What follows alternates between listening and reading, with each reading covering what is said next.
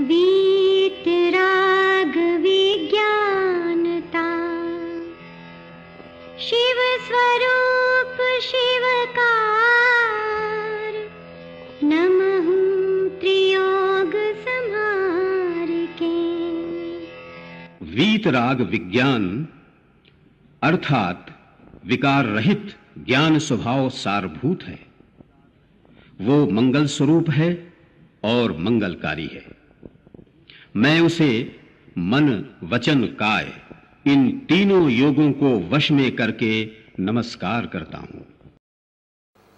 छह डाला परम मांगलिक ग्रंथ है। पंडित दौलत राम जी द्वारा यह लिखा गया है। 6 इसमें ढाल हैं। 6वीं ढाल का स्वाध्याय चल रहा है।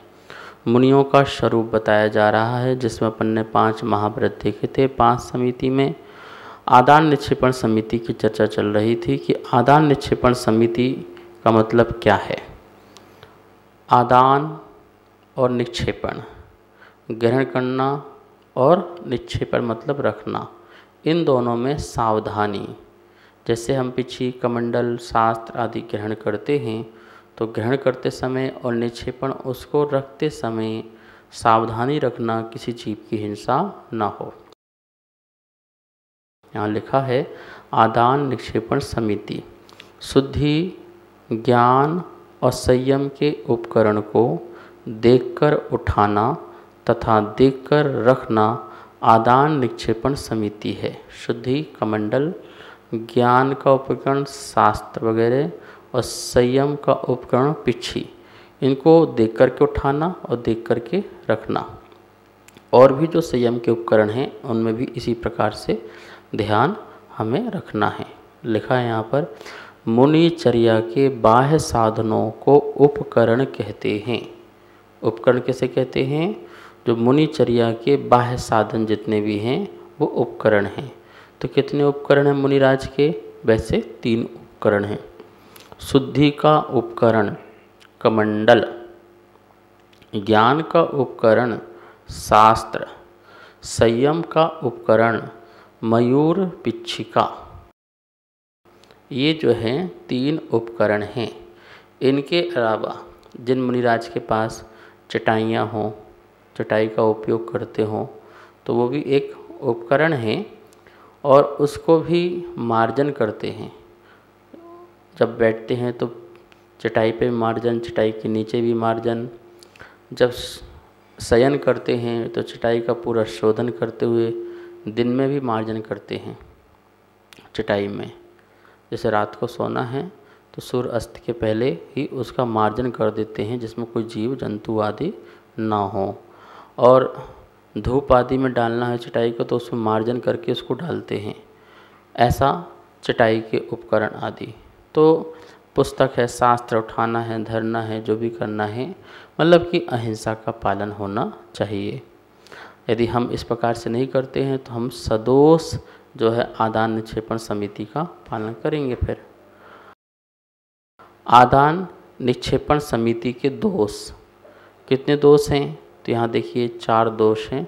आप यहाँ लिखा है सहसा दोष, शरीर आदि की शीघ्रता से सावधानता के बिना उठाना, पटकना, पसारना, संकोचना, ये सहसा दोष है।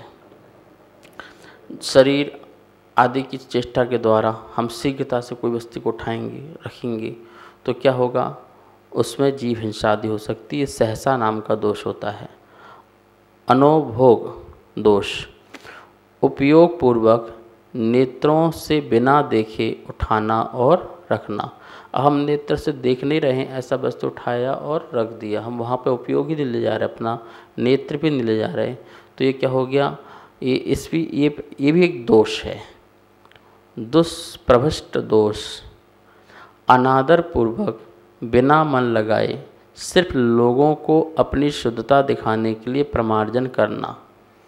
हम जो हैं हमारा उसमें अनादर का भाव है। अनादर भाव क्यों है? क्योंकि हमारी इच्छा नहीं है, लेकिन सामने लोग हैं तो लोग देख रहे हैं, इसलिए पिच्छी को लगा करके आराम से फिर बैठना, तो लोग देखें कि भैया महाराज जी कितना अच्छा अपना संयम का पालन कर रहे हैं। ठीक है ना? तो सिर्फ लोगों को दिखाने के लिए, अपनी शुद्धता दिखाने के लिए ये प्रमार्जन आदि करना, ये भी एक दोष है। अप्रत्यवेक्षित दोष। बहुत काल बीत जाने पर जब जीवों का निवास हो जावे तब वस्तु को शोधना। बहुत दिन हो गए हैं, जैसे पुस्तक है रखी हुई है, अब उसको अपन ने शोधन नहीं किया तो उसमें जीव जंतु आदि पड़ जाएंगे, ठीक है ना।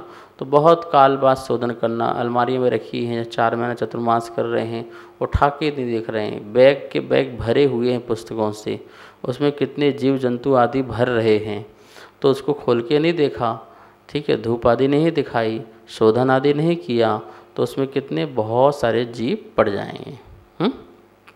तो इसी प्रकार से कमंडल है, कमंडल पानी भरा रहता है तो उसमें धीरे धीरे काई आदि लग सकती है, जीव पैदा हो जाएंगे। इसलिए उसको रोज़ शोधन करना चाहिए, अंदर भी रोज़ साफ़ करना चाहिए और धूप में उसको सुखाना चाहिए। एक बार 24 घंटे में सूखना ही चाहिए, क्योंकि 24 घंटे की मर्यादा का पानी कमंडल में भरते हैं उबला हुआ, तो उसको कम से कम एक बार तो उसको धूप में सूखना ही चाहिए, सुखाना ही चाहिए।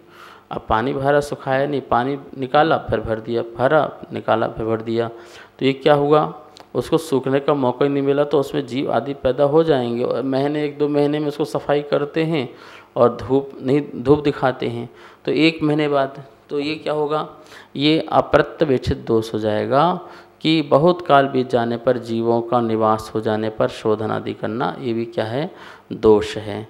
तो आदान निक्षेपण समिति में अपन ने देखा कि अपन को दोषों से बचकर ही जो है अपनी चर्या का पालन करना चाहिए।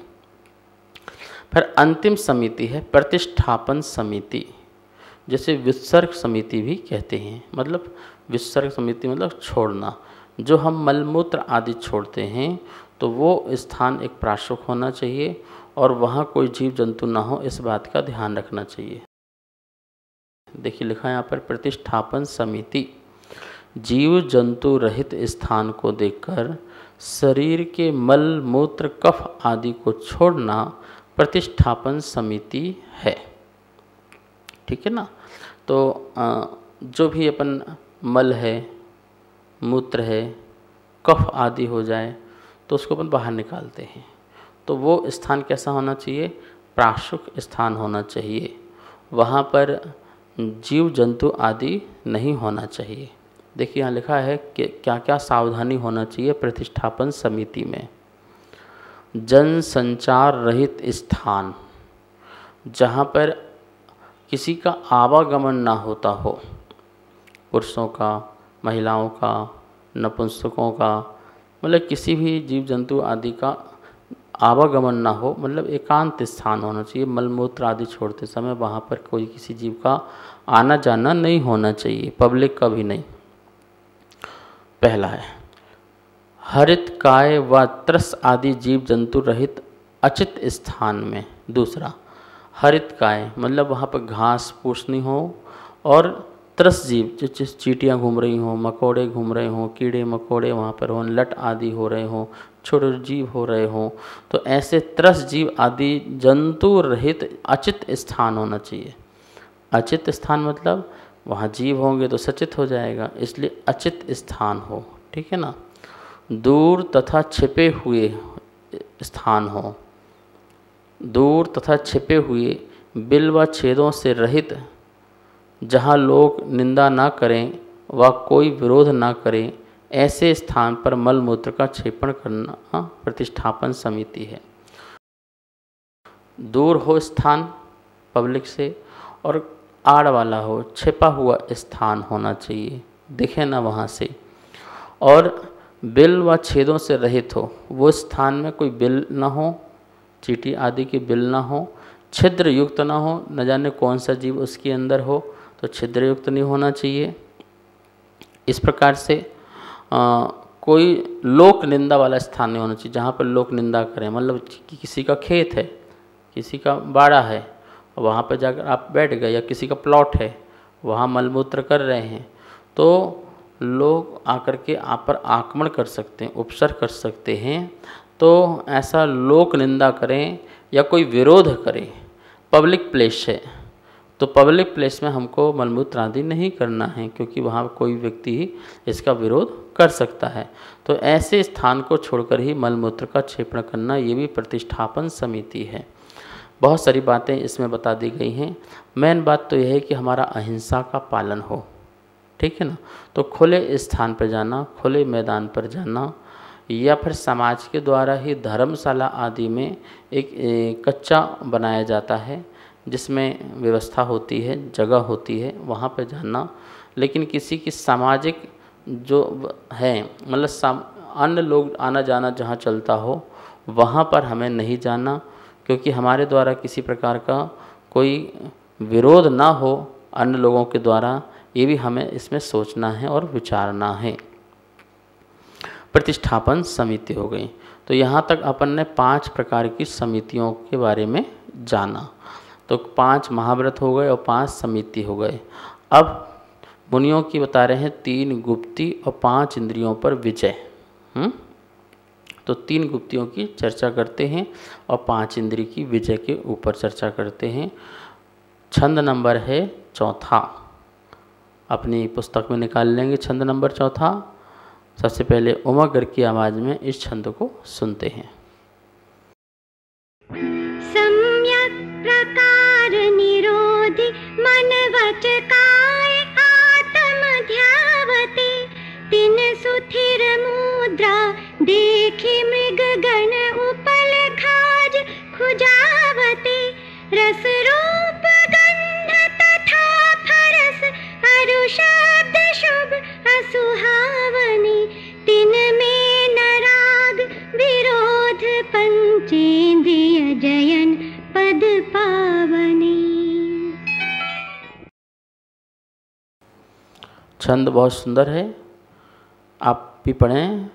सम्यक प्रकार निरोध मन वच काय आत्म ध्यावते, तिन सुधीर मुद्रा देखी मृग कण उपल खाज खुजावते, रस रूप गंध तथा फरस अरु शब्द शुभ असुहावने, तिन में न राग विरोध पंचेंद्रिय जयन पद पावनी। एक एक शब्द का अर्थ समझते हैं। सम्यक प्रकार भली भांति, निरोध रोकना, मन वचन काय को, आत्म ध्यावते और आत्म को ध्यावते, आत्म को ध्याना। तिन सुधीर मुद्रा, तिन की मतलब उन मुनियों की, सुधीर मुद्रा स्थिर शांत मुद्रा को देखी देखकर मृगगण हिरन अथवा चौपाए प्राणियों के समूह उपल पत्थर समझकर खाज खुजली को खुजाते हैं। रस रूप गंध तथा फरस अरु और शब्द। तो रस रूप गंध तथा और फरस स्पर्श, अरु और शब्द, ये शुभ असुहावने, शुभ और अशुभ रूप से होते हैं। शुभ भी होते हैं और अशुभ भी होते हैं, प्रिय भी होते हैं और अप्रिय। शुभ मतलब प्रिय और असुहावने मतलब अप्रिय। तिनमें उनमें न राग न प्रेम न विरोध न द्वेष, न राग और न द्वेष करना। पंचेंद्रिय जयन, पांचों इंद्रियों को जीतने वाले, पावने पद पावने, उत्तम पद को प्राप्त होते हैं। ये 5 इंद्रिय निरोध हो गया। तो इसमें छंद के माध्यम से पंडित जी ने बताया है कि सम्यक प्रकार से, भली प्रकार से, जैसा मन वचन और काय को स्थिर किया जाता है, रोका जाता है और उस समय अपने आत्म ध्यावते आत्मा का ध्यान करते हैं। मुनिराज अपने मन वचन काय को भली प्रकार से सम्यक प्रकार से रोकते हैं। सम्यक प्रकार ये अच्छा शब्द है, क्योंकि अपन मौन हो गए, मौन तो हो गए पर मनोगुप्ति नहीं है, वचन गुप्ति नहीं है, और मन से अपन कुछ और सोच रहे हैं तो मनोगुप्ति नहीं है, और काय से अपन स्थिर तो हैं लेकिन अंदर से अपन स्थिर नहीं हैं तो वो काय गुप्ति भी नहीं है। तो इस प्रकार से कह रहे हैं कि नहीं, सम्यक प्रकार से मनोगुप्ति, वचन गुप्ति, काय गुप्ति का पालन करना है। और आत्म ध्याते हैं तो सम्यक प्रकार से जो मनोवचन काय की गुप्ति का पालन करते मतलब निरोध करते हैं और आत्म का ध्यान करते हैं। ऐसे मुनिराजों को देख करके जानवर भी जो हैं वो ये नहीं सोच पाते हैं कि ये कोई बैठे हैं, वो सोचते हैं कि ये पत्थर है, उपल है। तो पत्थर समझ करके जब उनको खुजली होती है तो अपनी खुजली को दूर करने के लिए वो उसमें अपने में मुनिराज के शरीर से अपने को रगड़ते हैं, तो रगड़ने से उनकी खुजली दूर हो जाती है और चले जाते हैं। सोचिए कितनी सुधीर मुद्रा है, कितनी शांत मुद्रा है मुनियों की, जो इतने ध्यान में हैं, अपनी काय गुप्ति में हैं, ठीक है ना। तो ऐसी गुप्ति वाले पालन करने वाले महामुनिराज होते हैं। तो 3 गुप्तियाँ और 5 इंद्रिय निरोध के बारे में इसमें चर्चा की गई है। अब यहाँ लिखा है गुप्ति कैसे, मन वचन काय का भली भांति निरोध करके जब अपने आत्मा का ध्यान करते हैं तब उन मुनियों की सुधीर शांत अवस्था को देखकर उन्हें पत्थर समझकर हिरण आदि अपनी खुजली को खुजाते हैं। इंद्रिय विजय कैसे, प्रिय और अप्रिय रस, गंध, वर्ण, स्पर्श और शब्द, उन सब में राग या द्वेष मुनि को नहीं होते, इसलिए वे पंचेंद्रियों को जीतने वाला जितेंद्रीय पद प्राप्त करते हैं। जितेंद्रीय पद प्राप्त करते हैं, जितेंद्रीय जिन्होंने पंचेंद्रियों को जीत लिया है, ऐसा पद को प्राप्त करने वाले मुनिराज हुआ करते हैं। तो छंद में 2 चीज़ की बातें हुई, गुप्ति के बारे में और पंचेंद्रिय के बारे में। अब गुप्ति के थोड़ा और विस्तार करेंगे, पंचेंद्रियों के बारे में भी और बताएंगे, लेकिन यहाँ पर अब समय हो चुका है। शेष विषय जो है कल करेंगे। स्वाध्याय संपन्न करते हैं। आइए माँ जिनवाणी की स्तुति करते हैं।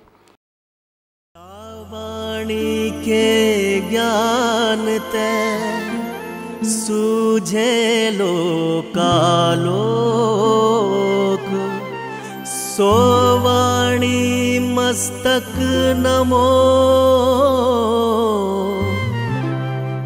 सदा देत हूँ धोख, सदा देत हूँ धोख। इस कार्यक्रम के पुण्यार्जक थे श्री खंडेलवाल दिगंबर जैन मंदिर, राजा बाजार, कनॉट प्लेस, नई दिल्ली, एवं श्री खंडेलवाल दिगंबर जैन मंदिर, वैदवाड़ा, दिल्ली के अंतर्गत खंडेलवाल दिगंबर जैन पंचायत, दिल्ली। जिनेंद्र जैन नरपतिया अध्यक्ष, धीरज जैन कासलीवाल महामंत्री, विजय लोहाड़िया विक्की उपाध्यक्ष, गौरव पाटोदी मंत्री, विनोद पांड्या कोषाध्यक्ष।